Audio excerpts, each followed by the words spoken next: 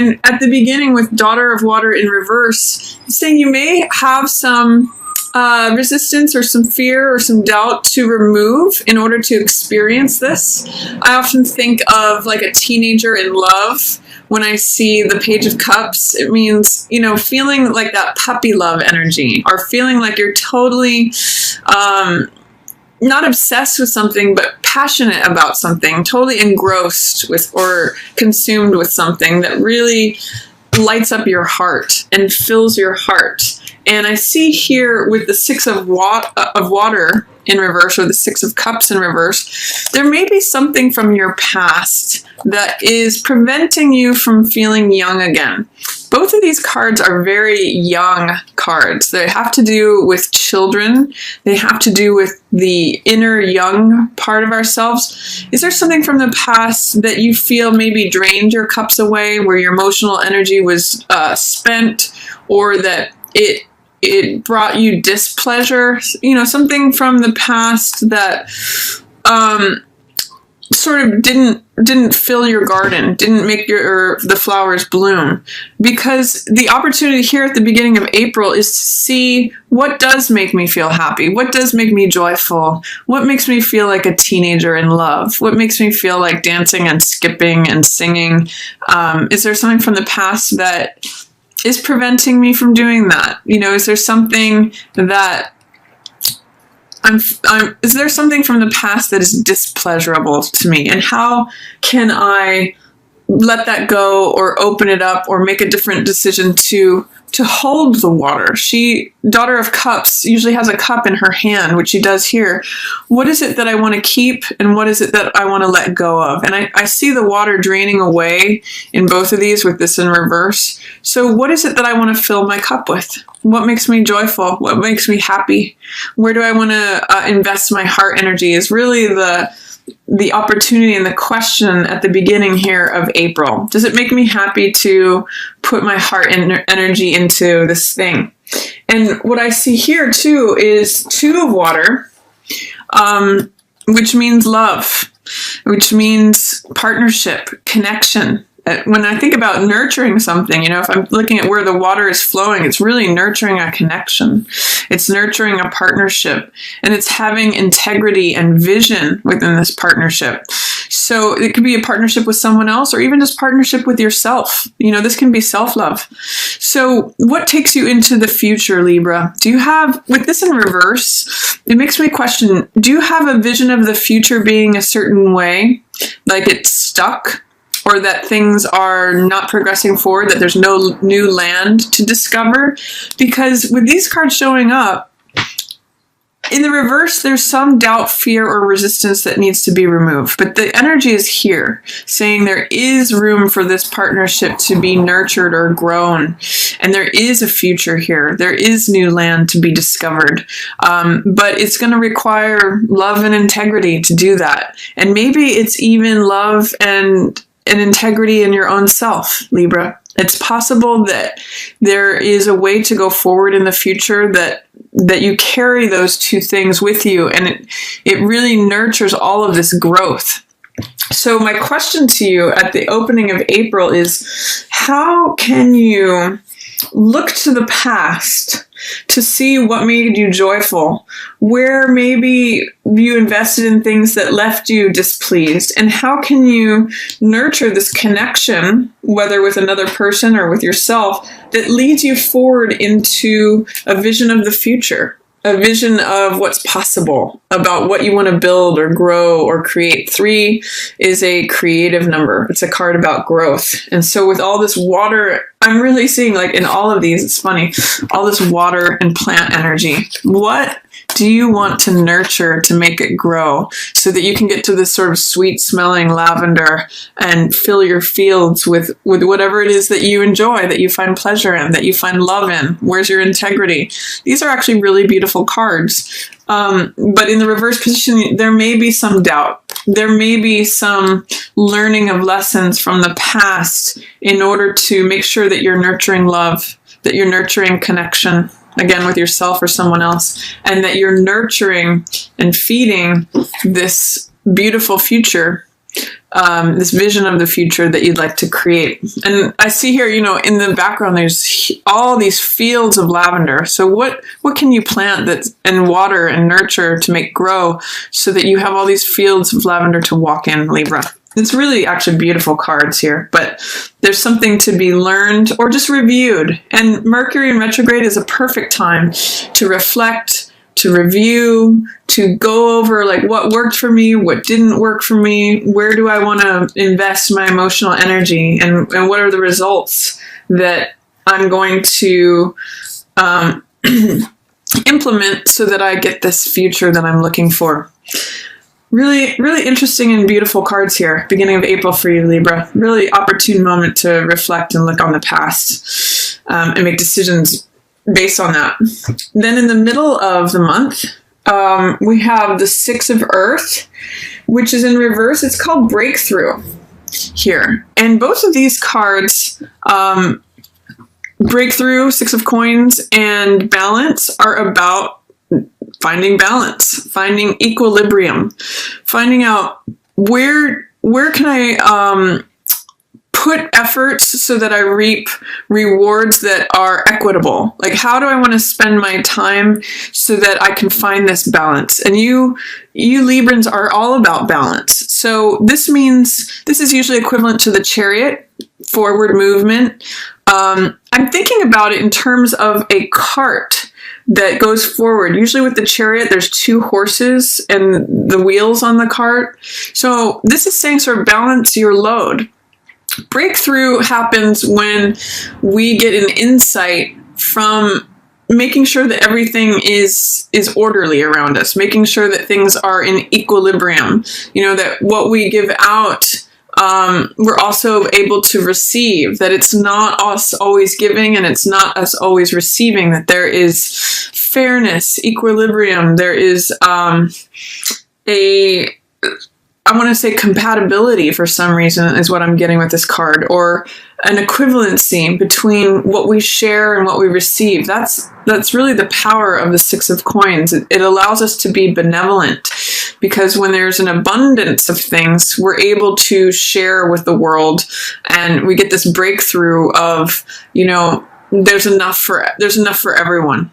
I feel balanced. I feel fed and nurtured, and therefore it inspires me to feed and nurture others. That's what breakthrough comes from, a realization of the balance of things. And that's what this card's about too. We can see the dragonflies flying around in the garden here. And one of the things I learned from my mother, who was a master gardener, is that when the balance of the pH in the soil or in the garden is correct, that's when dragonflies appear. It's sort of like a reassurance or a symbol that all things are in harmony or order. And 6 is a number of harmony. And this is a card about going forward once the harmony is established. So I'm really seeing some beautiful things here for you. Once you make it through of where you want to, once you do some reflection on where you want to invest your emotional energy, you may have a breakthrough about what is balanced, what is like watering enough. If you take the water over a garden, you don't want to put all the water on one side and none on the other. You want to sort of have an even distribution. So having many different parts of your life addressed allows you to kind of go to the next level and move forward. It says, everything's functioning properly as it should. That's where I'm getting the tightening of the wheels on the Chariot. It's like doing maintenance on your car. When things are in equilibrium, you can really progress forward. And that's what finding this balance is about. And it also leads to fullness. This is 3 of Cups. This is celebration. This is saying, I've got more than enough. I'm ready to celebrate. I'm ready to be supported by friends and family.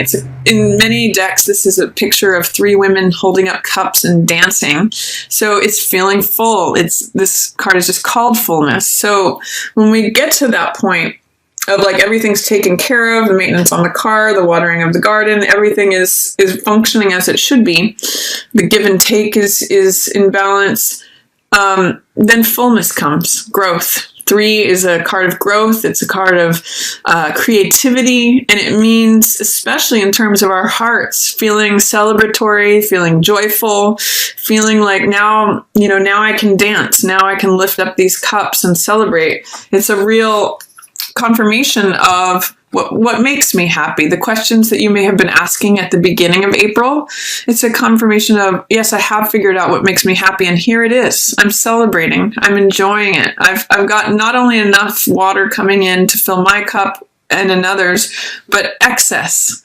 So I'm really excited for you, Libra, at the middle of April. Once you kind of evaluate this and decide where you're going to be putting out this symbolic water. What areas of your life are you going to nurture? What needs more balancing? Like, is this side lacking? Is this side in excess? When you find this, it takes you forward and really takes you to this joyful, celebratory, creative space. I also see following that 7 of air, which means this card it represents 7 of swords in the tarot, and it represents sometimes me behavior or cutting corners. In this deck, it's called futility, and sometimes it's reflective of risk-taking behavior or gambling or feeling like our efforts are wasted. So I want to encourage you, when you look at this, what do you need to cut out that maybe has been a futile use of your time and energy? Like, for example, these are very, very different opposite cards. This one is a card of celebration, fulfillment, joy, creativity, fullness. And this one is futility. It's like whatever actions are being taken, the results are not coming. This is the broken tip of an arrow. It's not even functional anymore. So it might be a good touchstone to think about again, the same thing as the beginning of the month. What fills me up?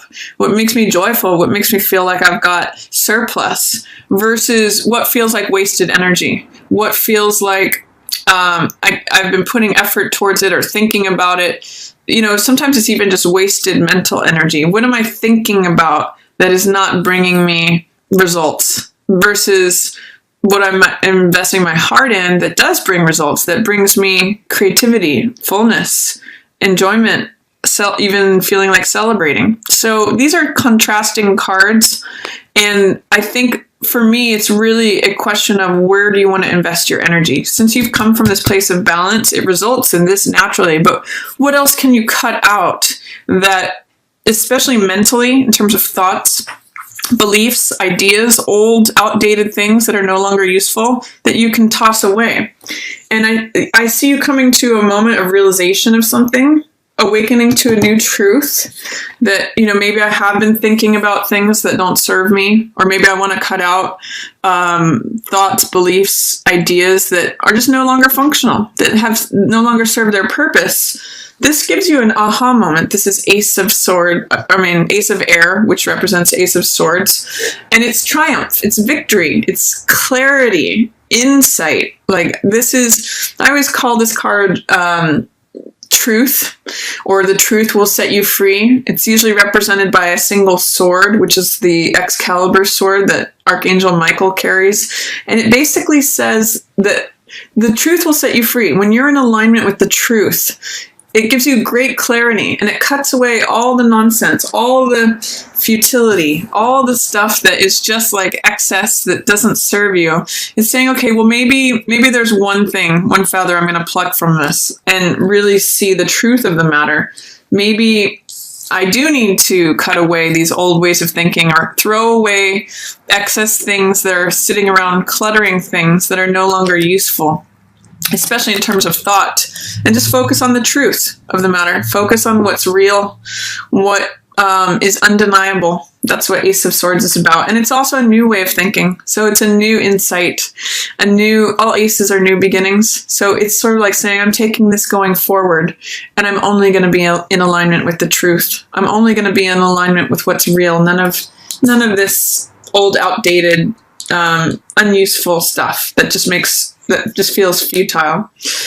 And then towards the end of the month, we have the 4 of Earth, which represents security, stability, making things stable, making things feel grounded, assessing what it is that you have, that you own, what you value, and what keeps you connected and feeling like you have sure footing on things.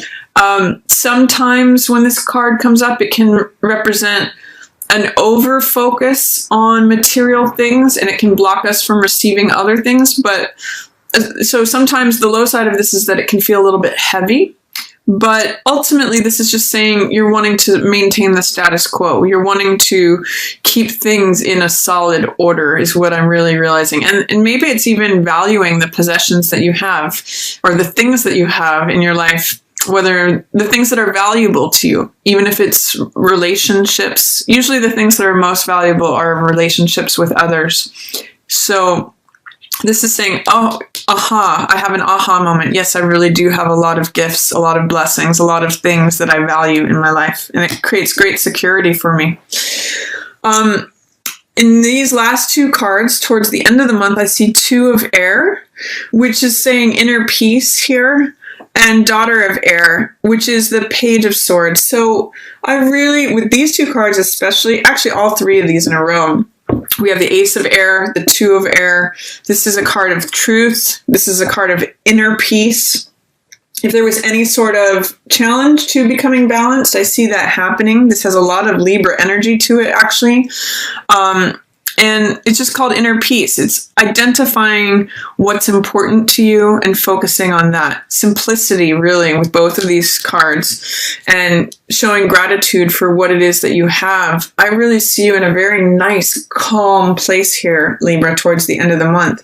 And Daughter of Air is equivalent to Page of Air. And what she does is she speaks the truth. She speaks the truth as a child speaks the truth. You know how children can sometimes say the most obvious things, and they don't really consider what the impacts of their words are. They just say it directly, and it can be really refreshing, how the honesty of a child. So I'm going to encourage you to embrace that energy towards the end of the month and just be very honest, not in any premeditated way, not in any calculated way, not going for any particular effect, but just really speak what's on your mind and on your heart. The beauty of Daughter of Swords is that she speaks like a child and says exactly what's on her mind.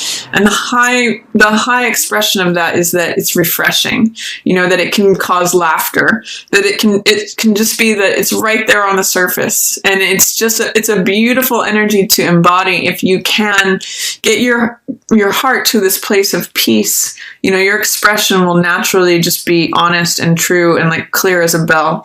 So I'm excited for you with that too, Libra, towards the end of the month. It's really, I see you going from the Daughter of Water in reverse, what does my heart want, to I know my truth. I've connected with it. I've found it here. And not only that, but I can say it too. And I'm free. So beautiful reading for you, Libra, for this month. If the beginning of the month feels like it's still a little agitated, wait till we get till that middle of the month when Mercury comes direct out of Aries and we get that new moon in Aries. Just let your inner calmness, your inner grace, and your inner balance guide you until we get to that moving forward energy. And then I just see a lot of peace coming for you and being able to express yourself in a very free, clear, direct way.